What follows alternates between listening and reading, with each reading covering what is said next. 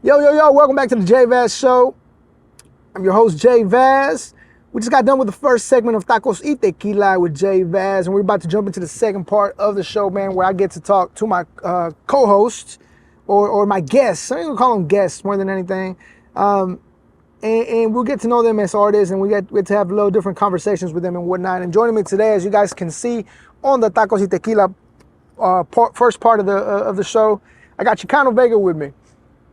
And bro, we've talked about this for a while, about having you on. We've had you on the past, but it was when you were doing the show with Crash Landing. But I've been wanting to having to sit down with you by yourself and dig a little bit deeper into your music and the meaning behind your music and whatnot, bro. So I appreciate your time. Before we get even started, I want to say thank you for that. And and man, let's jump into it. Who is Xicano? No, I'm just fucking with you. So if you guys are not familiar, Xicano Vega is an artist from Houston, Texas, lyrical artist. Just recently dropped an EP, 6-track EP, Too Old to Die Young. Too Old to Die Young is the name of the project. Before we jump into the tracks on there and whatnot, that's a pretty dope name. Talk to us about, the meaning behind that. I feel like there's a hidden message behind that. Shit, it's kind of just, what it says, man. So it's no secret, I'm not no little teeny bopper, you know what I'm saying? I've been around for a while, and the thing is like I'm at a point where, I'm a grown man. I'm not just, some kind of a rookie or just some youngster, man. I've been a youngster, and when I was a youngster, I lost homeboys and close friends at a young age, out there in the streets, and murdered and crazy shit. And, we were young, man. And when you're young and you're living fast and shit, there's a lot of that around you. There's a lot of death around you, and a lot of despair and hopelessness. And, when we're young, we honestly don't expect to live to be old, man. Yeah. And that's kind of the crazy thing, is that, this year, man, I'm gonna fucking be 44. And I'm gonna be 44 years old, though. Dang. Yeah. So, Hold on, what Kevin Hart said on that interview? Damn. Man, so, hopefully fucking your viewership doesn't drop on this fucking episode. Like, who the fuck is this old guy? But, that's the thing, man, is that, I'm an artist. I got something to say. The message has changed, of course, over the years. I started out doing rap when I was 17. My big homie Gigolo from Barrio West End took me to the studio, and through him, I met Houston legends, man. He took me to Mike B's studio. Mike B is a platinum producer, man, who's produced for, in the beginning, Trinity Garden Cartel, one of the first hip-hop groups to come out of Houston's north side from Trinity Garden. D, Herb Man, you know what I'm saying, all them. Ice Water Slaughter.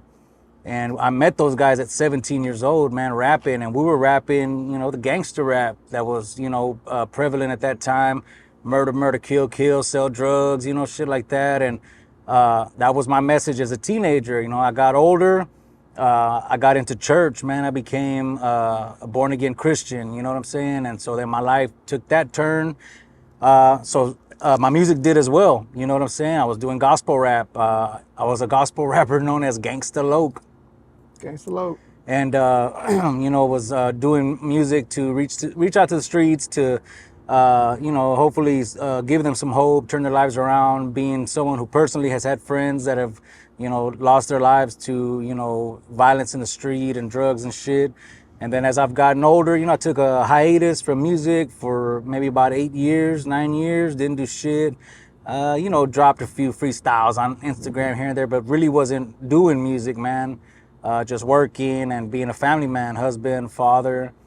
And around 2020, man, I reinvented myself and started making music again, and felt a real heavy burden with all the shit that was going on in the news, the riots and all that stuff going on up north, and started looking back into my history, man, and who the fuck am I, and I've said this on a couple other platforms, but I mean, it's my story. My dad told me when I was young, they used to hang Mexicans in Texas back in the day. Our people have gone through struggles and racism and all kinds of shit like that, man. So when all this stuff was going on in the news in 2020, I was like, fuck, man. Like, remember when my dad told me when I was young, and remembering how I grew up, man, as a young Chicano, and my dad, always telling me, we're Chicanos and we're proud of that. That's our culture, that's our background. Our descendants are from Mexico, Irapuato, Guanajuato to be exact. And I remember my grandfather always telling me, about Irapuato and saying that that's where we were from. And my grandpa used to go visit like once a year, back in the day when my father was maybe a baby, and then as time passed, kind of lost contact with the family in Mexico so that kind of came to mind, man. All the history that was taught to me that growing up, man, you kind of just fucking forget about it. It don't mean shit to you. I learned how to speak Spanish. Spanish is my second language. But by listening to my mom, and my grandparents, my tias, when we go to Laredo, we could be there for a fucking couple of weeks, and my mom and my tias are just speaking nothing but Spanish. My grandma was speaking nothing but Spanish, and all the little primos and cousins, we're speaking English and shit like that. But like that's my heritage. So that kind of like came back into play when I got back into music and said, what am I gonna fucking rap about? I'm 3 years ago, I was 41. And was like, what am I gonna rap about? Gangster shit that I'm not doing no more. How would I sound? Retired, he said. How would I sound? Being a 40-year-old but rapping about fucking being a gangbanger or a drug dealer when I don't. I've been working for years, turned my life around. I've been raising a family. So what is my music gonna? So I don't mean to cut you off, No, but you're good. You mentioned turning your life around, and something that you mentioned earlier. You became a born again Christian. What sparked that? And at what age did that happen? I was 19, man. Young age. I was 19. And it's funny because it's like, damn, you were young, but man, I had already been fucking smoking for years. I had already been drinking, was out there, acting up for a few years already in the streets and hustling and all that. And in that time, man, I had friends, go off to prison, catching sentences and shit. My primo of mine, doing a 30-year sentence. And, it was in the 90s, man. Like fucking gangbanging was crazy. It seemed like the streets were crazier. Yeah. I mean, it could be that I'm not fucking out there walking around in the streets anymore. You know what I'm saying? But it just like, man, we were out there and it was wild. And so I just remember, man, like, I remember one day being at my mom's and I would be gone, right? I would take off. I'd be hustling all night and staying out. And then when everybody would go to work, I'd go home, slip in through a window, shower, change clothes, raid the fridge, burn off, go back to the hood and be gone for another couple days, you know what I'm saying? And I just remember one day being at my mom's house, man, in the middle of the day, no one's there. My younger brother's at school, parents are at work. I'm sitting on the couch. I think I had smoked a blunt in the back porch, came in. I'm sitting on the couch and I'm listening to DEA, down in H-Town, we ain't scared of no jackers. And just like high as fuck, sitting on the couch. And then I remember like just thinking, man, because I already had a couple homeboys that, had, got locked up and died and was like just sitting there, man, pondering, I guess, man. And I don't think I've ever said this like anywhere, but so I remember I heard like a voice in my head and it was like, why do you want to be loved by these thugs? And it was weird, man. And I remember like hearing that like in my mind. And then I remember saying it out loud. And when I said it out loud, man, my body just started like shaking and trembling. And I just was like, what the fuck? I tried to get up and run because I got freaked out. Yeah. But my legs were like just shaking. I fell back on the couch and I was just crying, man. And I was like thinking of, people that I knew that, got. Yeah. And I didn't tell anybody. That's crazy. I didn't tell anybody, I was raised up Católico, you know what I'm saying? Going to church and doing, the sacraments and all this stuff. But it was imposed on me. Yeah. I didn't choose it. It's just, that's what our family did. So that's, what my parents did, what their parents did. So, But man, and I didn't tell nobody, man. And I went back out there and was hustling and like keeping it to myself, but it was always in the back of my head. And I'm out there and, risking my life and, taking penitentiary chances, chasing money. And in the back of my head, I'm like, what the fuck are you doing? Like, what happened that day, man? Why are you trying to act like something didn't happen? But I remember, man, one night, man, we got stopped by the cops, man. I had some piedras in my mouth and, not to give up the game, you know what I'm saying? But, got rid of them. And the cops, jacked us up and, searched us. We didn't have nothing on us, so they let us go. And I remember, like, the drugs were in my system, you know what I'm saying? So I'm fucking, like, geeking. And me and my little homie went to my big homie's house and, like, hey, can we stay here? This and that. Well, I shouldn't have slept because I was so fucking lit. But I remember falling asleep. And I remember getting up the next morning, like, oh shit, like I actually slept. Waking up, me and my homie took off, and while we're walking, I'm like, say, bro, like, man, I'm not gonna do this shit no more, dog. He's like, everybody says that, when you have a night like that, like, you be good, dog. Like, you all right? Like, nah, man, like, I don't want to fucking, I don't want I'm for this. real done. So I remember going home to my mom's house and just kind of like, every Mexicano has that picture of Jesus on the wall, you know what I'm saying? Diosito. So I remember going, man, early in the morning and like just looking at it and being like, man, like if you're real, I'll change, you know what I'm saying? And I'm 19, like what the fuck, have I, people think like, what the fuck have you been through? Well, you were out there, you know what I'm saying? That's why when you said, born again Christian, I thought it was something recent. No. So when you hit me with 19, I was like, oh, bro, I know a lot of people, as you get older, we start looking at things a little bit different. Yeah, that was 1999, man. 1999. I was 19 years old. And I started going to church. I started working, got my first job, and well, no, not my first job. My first job, I was still out there. I was hitting licks in the drive-through. Man, so yeah, I was 19. I started, going to church. So then I got turned on to Christian rap, which was in its fledgling stages at that time, man. And yeah, it's a completely different game. Yeah. Nowadays and whatnot, and again, that's why I feel like a lot of other people that I looked up growing up, they became Christian rappers. Again, that's why I thought you at a later age. So when you hit me with the 19, that threw me off a little bit. Nah, I was in the beginning stages of it, man. When I got into church, man, started learning about Christian rap. There was like gospel gangsters from Los Angeles, T-Bone from Northern Cali. And then in Houston, we had New Wine, this guy from Fifth Ward. His name was New Wine. He started going by Wino, and I think now he's like Jefe Wine. Yeah. But he was like one of my main inspirations. I'm like, damn, he's from Houston.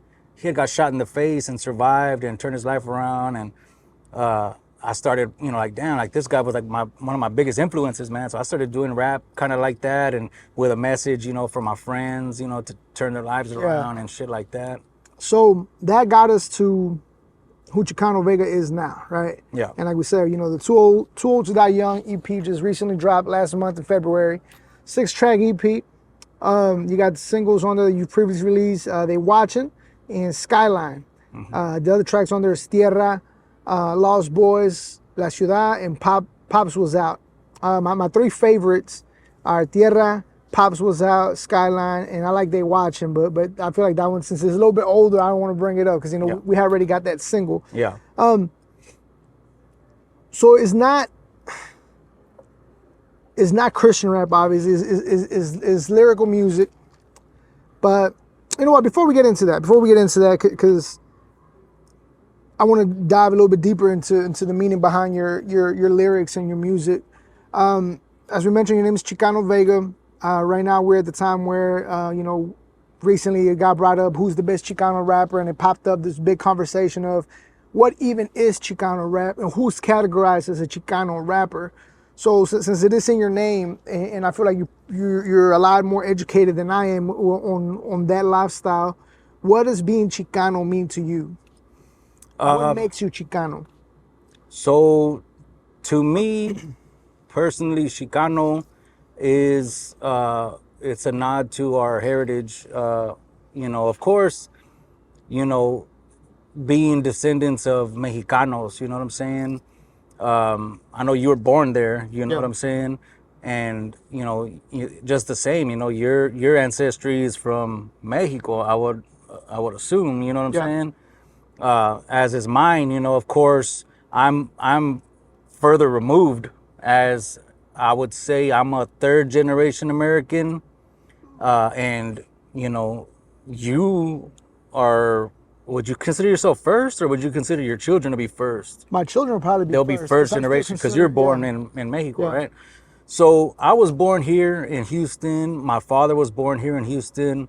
My bisabuelo was born in Navasota, Texas in 1919. And his father came to Texas from Irapuato, Guanajuato, like in 1915, 1918, something like that. And so I know that my ancestry goes back to Irapuato, Guanajuato. The furthest I've been able to see is my great grandfather's death certificate. And so before that, you know, we haven't been able to find, you know, who our ancestors were before our great grandfather.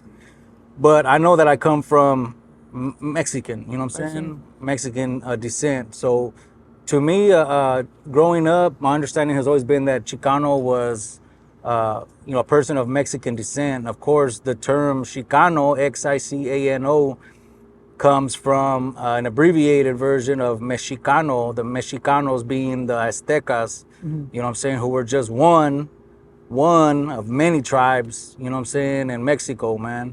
And something kind of like people tend to like lump everybody in the same category and be like, oh, you know, Mexicans come from Aztecs, but not everybody does. Yeah. You know what I'm saying? Like I said, there's a bunch of different tribes, man. Purepecha, you know what I'm saying? Nayarit, and you know what I'm saying? And Aztecas were just one of many. Of course, maybe one of the most popular because, you know, they controlled so much territory and they were the ones that fell to Cortez, you know what I'm saying?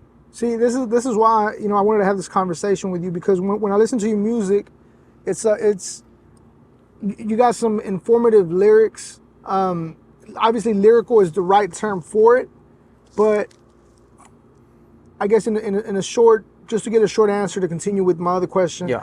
What would you consider your style of music? Because like to me, it's like lyrical and kind of woke in a way when you talk about our history and stuff. But Yeah. how would you describe it, or what would you consider it?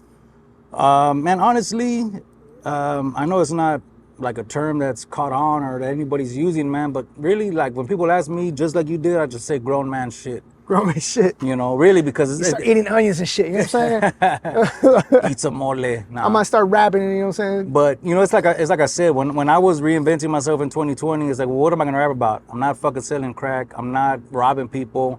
I'm no longer, you know, in doing the Christian gospel rap stuff. You know what I'm saying? So what am I gonna do? Like, what's going on? You know, what's going on in my life? You know, because as they say, man, art imitates life. You know what I'm saying? So what's going on in your life most times is gonna, you know, spill over into your art. And depending on the medium. If you're a rapper, man, it's gonna spill over into your music. If you're a painter, it's gonna spill over into your paintings. So what was going on in my life was I was reconnected with my indigenous roots, man, and I was doing introspective searching, man, on where I came from, what my people's struggle is, what my specific family's struggle was, and where my roots come from. So, you know, it began to spill over into my music. And then I even just, you know, said to myself, man, like, if I'm going to be doing rap at my age, because you seem pretty fucking surprised when I told you my age, you know what I'm saying? Yeah. But if I'm going to be doing rap, you know, it has to have substance. It has to be with purpose. You know what I mean? And if people rock with it, they rock with it, they fuck with it. If not, pues, you know, You know what I'm saying? Simple as that. You know what I'm saying? But that's the thing was, man, I wanted to move in the fucking capacity of Temachtiani, man, like a teacher. If I ain't got something good to fucking say, like, I mean, and like I said, it's an art. If somebody that grew up in the suburbs wants to fucking put out an album like a fucking gangster rapper murdering 30 people on every song, pues it's art. Who's really gonna fucking say like, oh, you have to really be a murderer to rap about murdering? Come on, dog. You know, most you know, Entertainment at the end of the day. most good gangster rapper artists are not really gangsters, and the real gangsters are not rappers. They're not rappers. You know what I'm saying? But I just felt like if I'm gonna do it, it can't be like a gimmick, because that's my personal feeling was it has to be real. It has to be something with substance. So I was like, well, fuck it, man. I'm searching for my roots and I'm digging into my past. Well, man, let me talk about that. You know what I'm saying? Speaking of searching for your roots, I'm assuming this is how your brand came about. You're wearing the hat. We were here before the border. Yes. It's like your slogan, I guess you can say. Yeah. And obviously you just mentioned everything, how, you know, you got interested in our roots. You got interested in getting educated of how we ended up where we're at now. Yeah. And it's something that has always sparked interest with me, hearing your music and hearing you talk on other podcasts and hearing you put them on game. I mean, I can't remember, probably about 2-3 months ago, you were on a podcast and you were talking about Porvenir. You were talking about the whole idea of being here before the border. And I was like, bro, like, I had never in my life heard about this. And again, I was born in Mexico, but I find it very interesting. Something you also mentioned was, I was born in Mexico, but I was raised in Texas. And obviously in the States, they don't give us history about anybody else but ourselves, right? Or about themselves. Like, oh, yeah, the Mexicans were here, but we weren't. Because we were right, they were wrong type shit. Yeah. Right, you know what I mean? So just fill us into the whole idea of how the being here before the border came about and you know, creating that brand with the idea behind it. So, yeah, man, because, you know, I mean, look, man, fuck racism. You know what I'm saying? Like, in all its forms, you know what I'm saying? And I don't just mean like people hating on Mexicanos, man. Like any race trying to put themselves above another, man, fuck that shit. You know, we're all on this planet together. You know, we all struggle, we all strive, and we're all just trying to fucking make it to tomorrow, eat something, make some money. Like, look, man, you know, all that bullshit. You can be proud of your race and you can be proud of your lineage and history without shitting on another, or you know, we can coexist, you know what I'm saying? But a lot of people don't feel that way. They want to fucking be like, we're the first ones here. Look, man, how the fuck do you discover something that people were already inhabiting? You know what I'm saying? We kind of briefly talked about that in the messenger, you know, about Christopher Columbus and him discovering, you know, America. Like, what? Discovering. Like, you know, there was so many people already here, man, tribes with their own civilizations and cultures and traditions, and they've been here. But then someone shows up and says, hey, man, fuck this. I know y'all been here, but we want it. I discovered it. I discovered it. And Christopher Columbus never even set foot in, you know what I'm saying, America. He fucking landed like in the islands or something over there, man. America's like named after Amerigo Vespucci or something like that. But nonetheless, man, I mean, you know, it was not discovered. There were people here, so we've been here. Of course, Vasquez, Vega, you know, those are Spanish surname, you know what I'm saying? So, of course, you know, there's been, you know, Mexico was conquered, you know, the islands were conquered, you know, Mexico was conquered, Sudamerica was conquered, and they brought their traditions and their names, and, you know, a lot of the shit that is traditionally Mexicano is really Hispano, you know, and Hispanic meaning Spanish, Spaniard, you know what I'm saying, from Spain. You know, a lot of things like the what is it, the danza folklorico, you know what I'm saying, like when they have the big dresses and the charros and the, what do they call the ladies? The guys are charros, right? And the ladies, I forget what they call them, but, you know, sarape and all those, you know, the blanket, like that stuff is from Spain, dude. People, you know, we recognize it as traditional Mexicano, but a lot of that stuff came from Spain, because then there was indigenous Mexico, you know, and I don't want to get all the way into that because, you know, that's like a 5-part episode, and, you know, there's so many times in history, you know what I'm saying? But to answer your question, because maybe I'm rambling, but we were here before the border. Look, man, your family came from Mexico and was in Mexico, you know what I'm saying? My family came from Mexico and was in Mexico, dog. What was it, 1846 was the Mexican-American War, or what the U.S. calls the Mexican War, 1846 to 1848. In 1848, the Treaty of Guadalupe Hidalgo was signed, which ended the Mexican-American War. And after that, what is now known as Texas, New Mexico, Arizona, California, I think Wyoming, all those were acquired by the United States after the Mexican-American War. So Mexicanos that were living in Texas, were now Americans. The treaty said that people living in Texas, Mexicanos living in Texas that were landowners, that they were going to have the same rights as Americanos. Of course, we know that America's not always to be trusted, man. Correct. Ever. So it wasn't very long after that Mexican landowners started being targeted, man, having their land taken from them by Americanos that came in talking slick with, oh, this law and this law and this law. The Mexicanos that didn't have an understanding of the American law were having their fucking land taken from them. They were having their ranchos taken from them. They were having all this stuff that they owned just taken, mistreated. They weren't being treated fairly under the new American laws that supposedly were supposed to protect them. You know what I'm saying? So there was this one guy, Juan Cortina, who was known as Cheno. It's right here on my shirt, man. He was a Mexicano from a prominent family in Mexico, man. They had a lot of land. They were cattle ranchers and shit like that, politicians in Mexico. And then when the Mexican-American War ended in 1846, the new lines drawn cut his family's property in half. So he rose up and started getting involved in politics to speak against, the Americans that were coming and talking slick with their American laws and swindling Mexicanos out of their land and fucking them over for rights that they didn't understand. He stood up. You know what I'm saying? He was well known. He's sometimes known as the Mexican Robin Hood because, he took care of the indigenous Mexicans and he stood up for their rights and he stood up against the gringos that were fucking coming in here, taking people's land and abusing Mexicanos.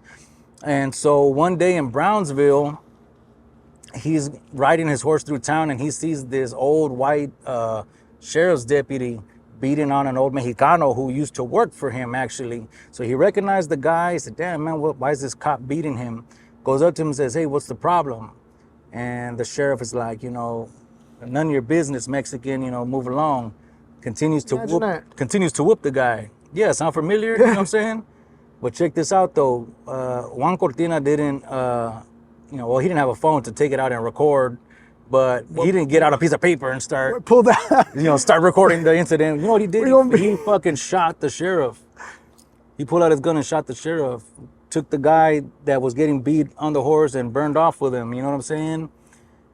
There was a time when people stood up for injustice. People think a lot of times that just recording is gonna help, but nah, man. While they're getting fucking choked out on the floor, like I hope, I always think to myself, man, I hope that if something were ever happen and I were to stand up to like, the police or anybody, man, and start getting my fucking shit fucking fucked up and choked out, man, I hope motherfuckers wouldn't just record it. I hope motherfuckers would stand up and, do something. But then I gotta ask myself the same thing. Like if I were to see it happen, man, what the fuck would I do? Would I really put my life on the line and challenge a cop? And you know what I'm saying? But Juan Cortina did that, man. He shot that cop, and I'm not advocating, shit like that. Cops, yeah. But what I'm saying is he took action, man. And he was a force to be reckoned with, you know what I'm saying? There was a couple of skirmishes that he had with the U.S. Army and shit like that where he, it's called the Cortina Affairs.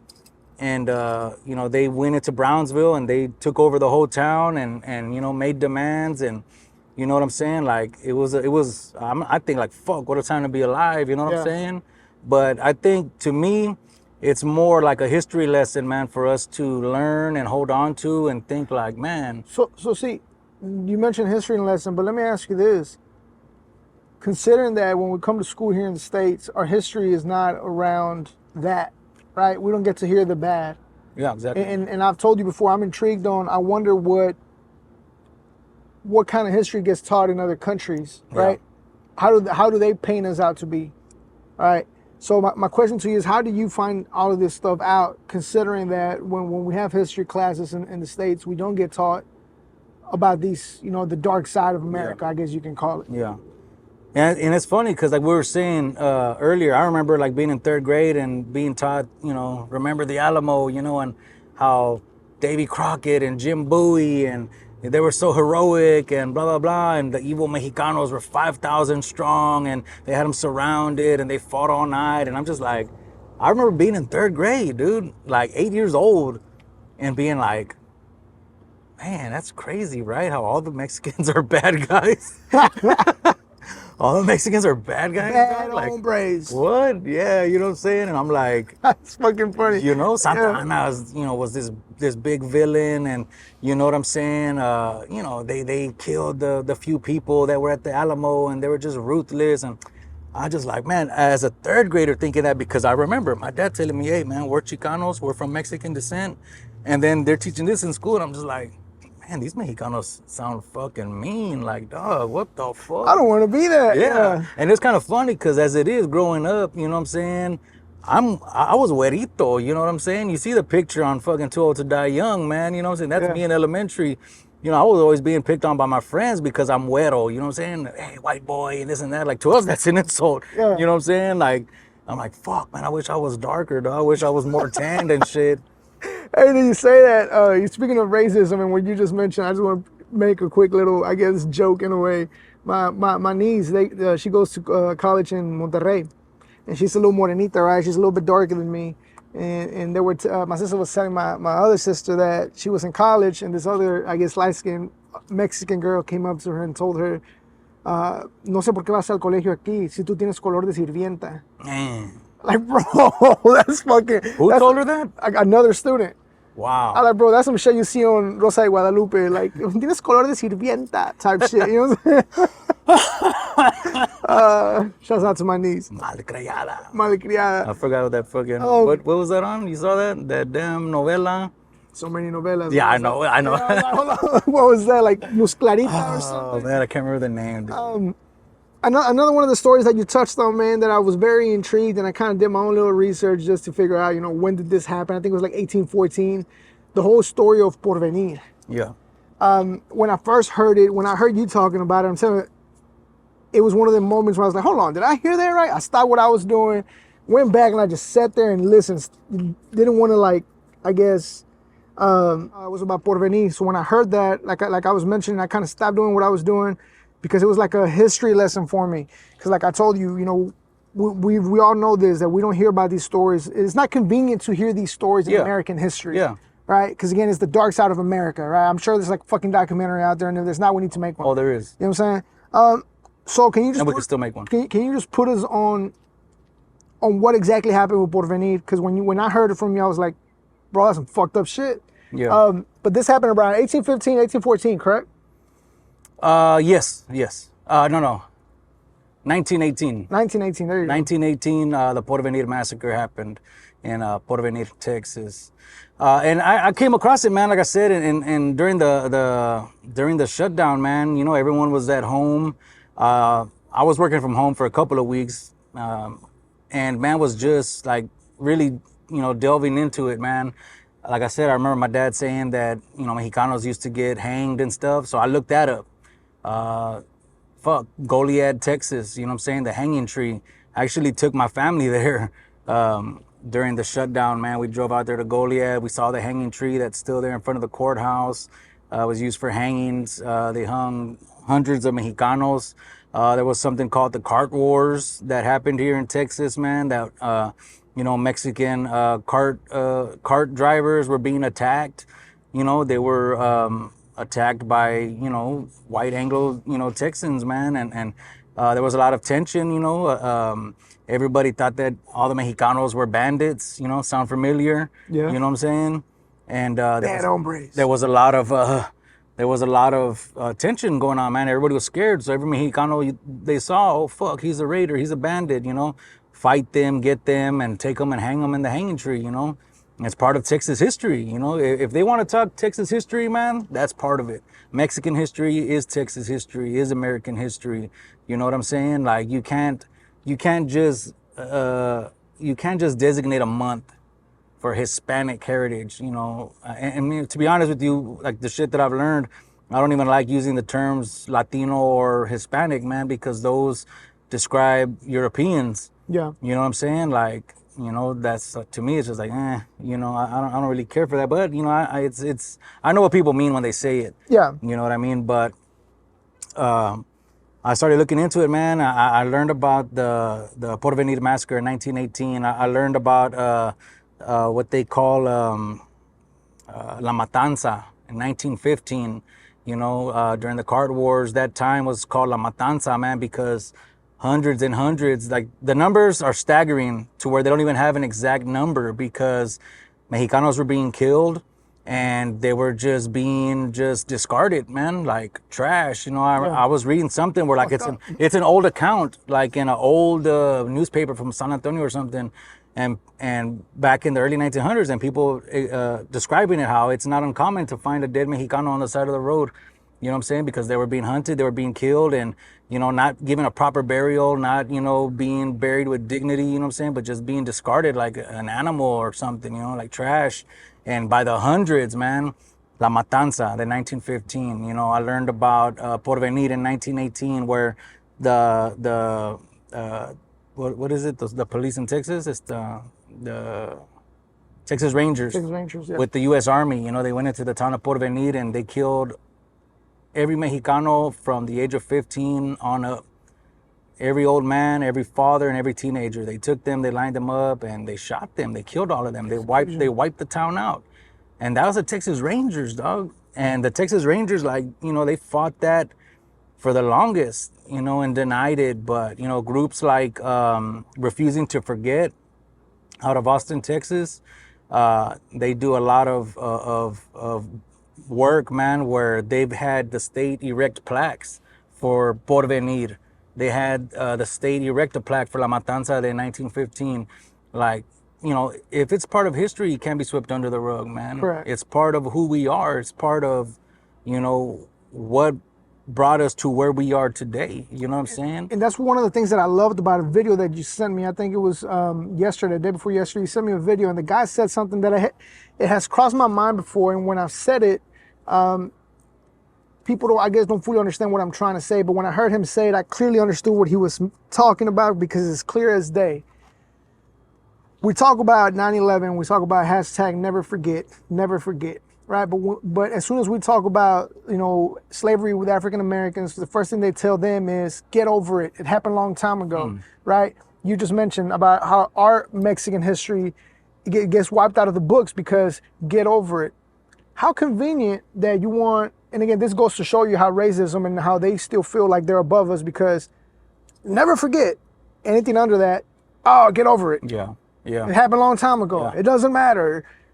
Why does it not matter? You know what I mean? And again, this is one of the reasons that I'm tuned into your music, that I appreciate you as an artist and as a person, bro. Because like I said, we can sit here for hours and talk about it, which I would like to have like a part 2 later on, and maybe touch, like you told me, a certain year gap of Mexican history, and make it more educational than you know, the shit that we're doing right now.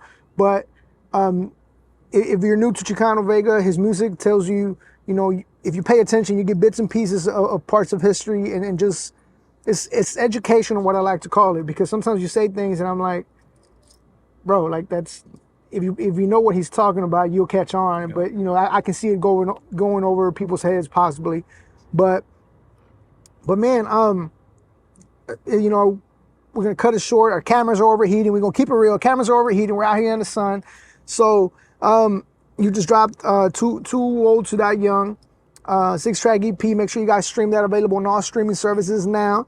And what else can we expect from Xicano Vega here in the upcoming months? Oh, man. So right now, Too Old to Die Young, still writing it out. And there was a couple of songs that didn't make it on there. So we're going to release those. When I say we, I'm talking about No Sleeps Productions, man, Sandman, Young Elder, Bad Child, Dope Ass Homies. So there's an extended version of They Watching, the song that I have with Carlos Slim on the EP. There's an extended version that has 7 artists on there. Some of the Movida Entertainment guys, some of Crash Landing, myself, Carlos Slim back on there with an alternate verse. Super dope, man. Another song called Wrong Place. That song has 7 artists on there. And then another one that I have in the works. And I also got new stuff coming with Rojos Productions out of Denver, Colorado. That one will be out later on this year. It's going to be another EP with a few songs on there, maybe a couple of features, but badass production from Rojos. I'm also being featured on a project by Joe Chris, who we were talking about earlier. Goddamn Joe Chris, dope ass producer. He's producing this project featuring myself, AB, Chop the Father, Big Chew, Marky Malice, called The Horseman. That's gonna be a few tracks, and Yeah, I just dropped the single for that, right? we just dropped Fully Loaded, man. Fully Loaded. And we're gonna be shooting the video here pretty soon as well. And that's gonna be a hard ass project as well. Everybody on there is a hitter, man. So I got music. Hopefully, you know, I can get, you know, everything out this year and just, you know, stay busy with it for the rest of the year. That's the plan, man. Yeah. Hey, once again, man, if you haven't done so, make sure you check out Xicano Vega. That's Chicano with the X, Xicano Vega. Available on all streaming services. Check out the latest project, Too Old to Die Young. Make sure you follow him on social media. You can find the links on the description of the video, description of the podcast. You can see the links right here as well. And once again, what to expect, everything we talked about, you know, it's music for grown men, like he said. You know what I'm saying? Maybe that's why I started eating onions. I guess we'll never know.